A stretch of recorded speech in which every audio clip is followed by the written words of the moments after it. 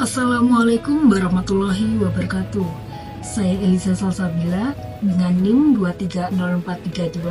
2304326049093 dari Offering D Prodi Ekonomi Pembangunan.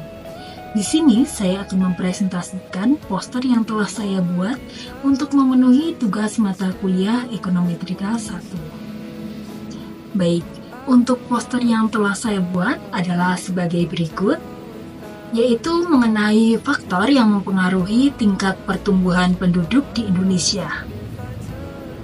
Nah, di sini saya mengambil data time series dengan periode waktu yaitu tahun 1972 sampai dengan tahun 2021 dari situs resmi World Bank.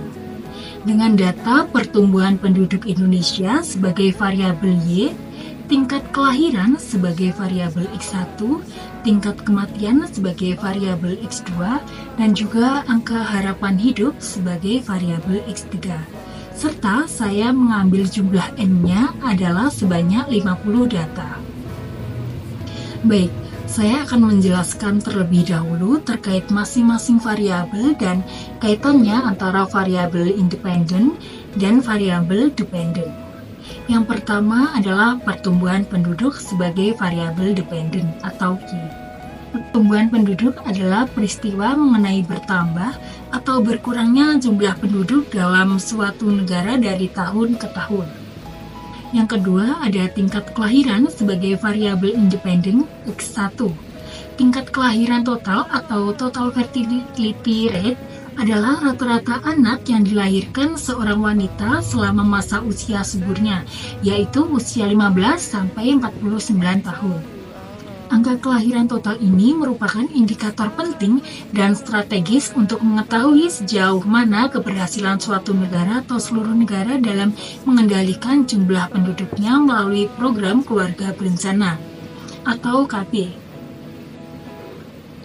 Tingkat kelahiran di sini berpengaruh positif terhadap pertumbuhan penduduk, karena semakin tinggi angka kelahiran, maka semakin tinggi pula pertumbuhan penduduk.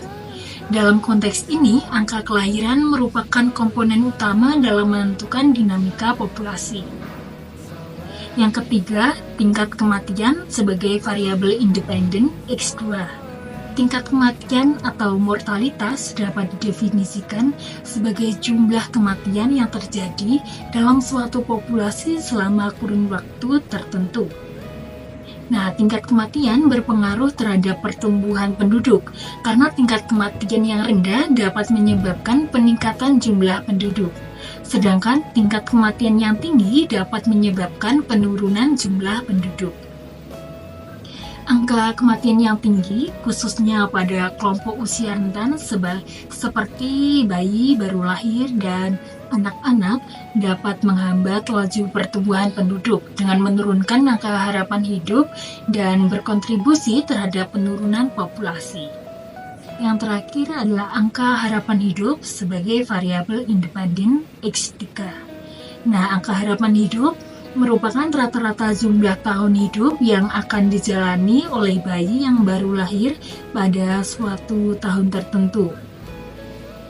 Angka harapan hidup di sini berpengaruh terhadap pertumbuhan penduduk, karena semakin tinggi angka harapan hidup, maka akan semakin tinggi pula pertumbuhan penduduk.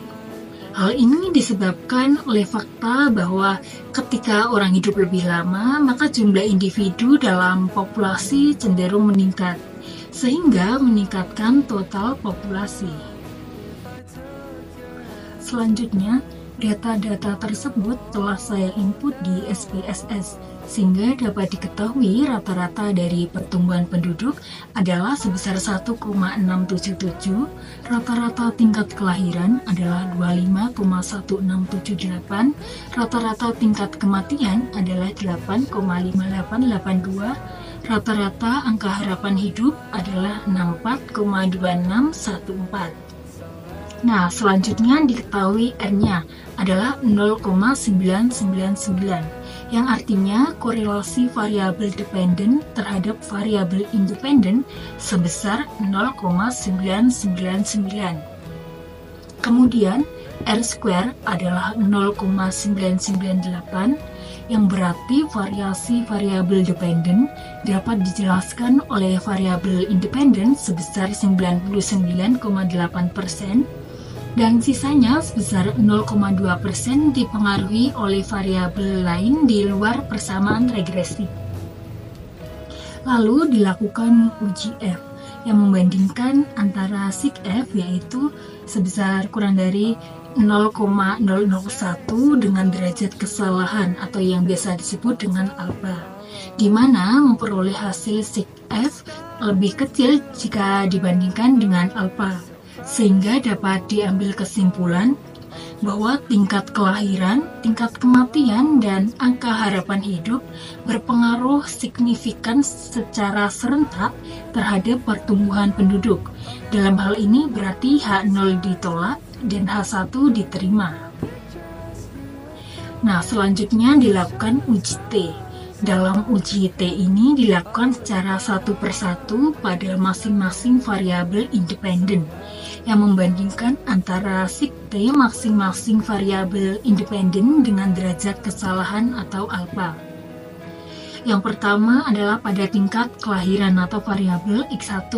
Diketahui perbandingan antara sig T yaitu kurang dari 0,001 itu kurang dari alfa, sehingga dapat disimpulkan bahwa tingkat kelahiran berpengaruh signifikan terhadap pertumbuhan penduduk, yang berarti H0 ditolak dan H1 diterima. Yang kedua, pada tingkat kematian atau variabel X2.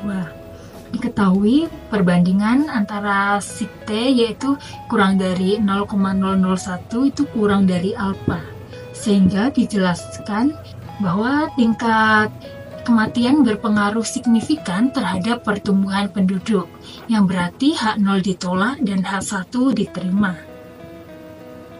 Dan yang ketiga, pada angka harapan hidup atau variabel X3.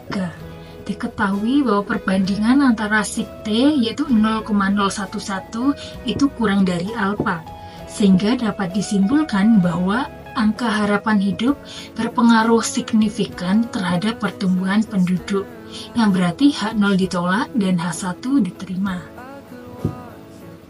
Kemudian dari data tersebut diketahui koefisiennya, yaitu nilai konstanta variabel pertumbuhan penduduk adalah 1,033.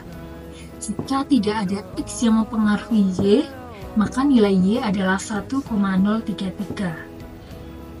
Selanjutnya, bahwa setiap penambahan nilai 1% tingkat kelahiran, maka nilai pertumbuhan penduduk bertambah sebesar 9,2%. Koefisien regresi tersebut positif.